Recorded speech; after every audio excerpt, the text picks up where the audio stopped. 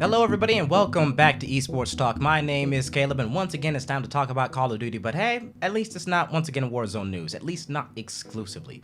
A bunch of Call of Duty pro players are making the rounds today on social media of various kinds, Twitter and on stream, to talk about their frustrations related to Call of Duty, Vanguard and Warzone, and the lack of support both mechanically for the game itself and for the current competitive scene.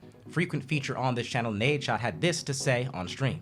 Players definitely need to realize, wake up and smell the coffee, that it's clear that how much help we're going to get from Call of Duty and Activision when it comes to like competitive infrastructure. Maybe it'll get better one day, but right now it's probably at the lowest of its lifespan in terms of involvement and support because of the CDL franchising. You would think that they'd be all in, but it's really trended in the opposite direction.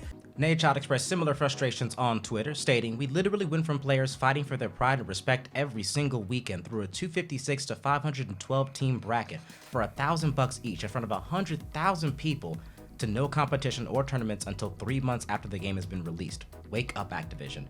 Call of Duty arguably has the most entertaining, outspoken, and personable players out of any esports community.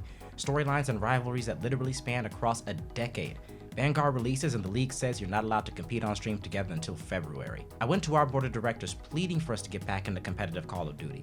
I said, let's spend the money, let's give our community what they're asking for. Just trust me, and I'll make sure LA Thieves is a success. 2 years later, I guess I'm the fool. As you can see, this has been a long and difficult road for Nadeshot, someone that clearly has a lot of love for the game, and he is far from alone. Crim6 had some similar things to say on Twitter as well, airing his own grievances as he states, "It's obvious that the people at the very top of the COD franchise are not interested in making a great video game. Annual releases are an illusion, blatant reskins, to sell more product.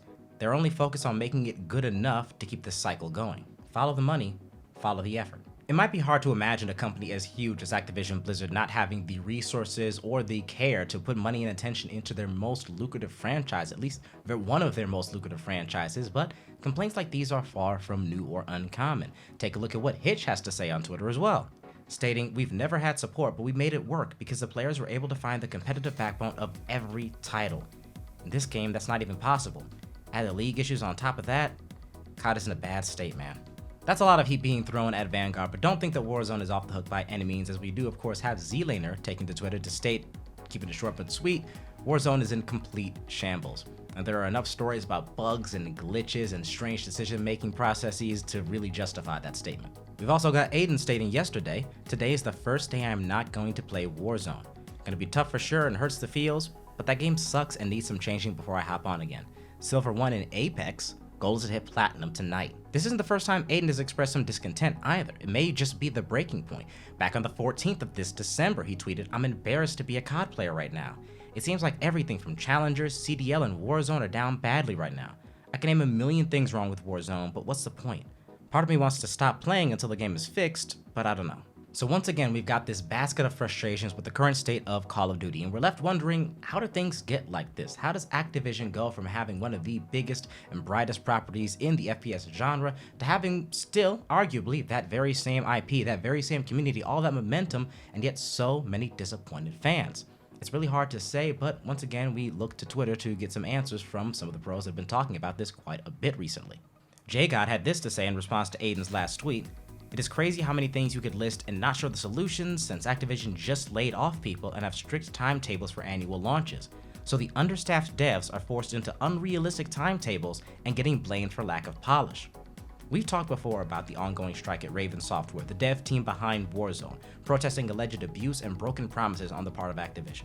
We've talked about content creators who praise the work the developers are able to do when given the time and budget to do it, like True Game Data, who in his video noting issues with and prescribing fixes for Warzone still stayed positive on the efforts of the developers. Between the constraints on pro players and the struggling devs, it doesn't paint a pretty picture regarding Activision's commitment to the game. Like Crim6 said, follow the money, follow the effort.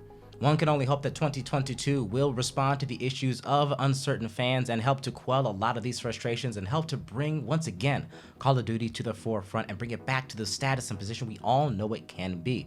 but only time will tell. And whatever it has to say, we will of course be there to give you all the news coverage that you need. But for the time being, how do you feel about the story so far? Do you feel like Call of Duty isn't as bad a spot as these pros believe?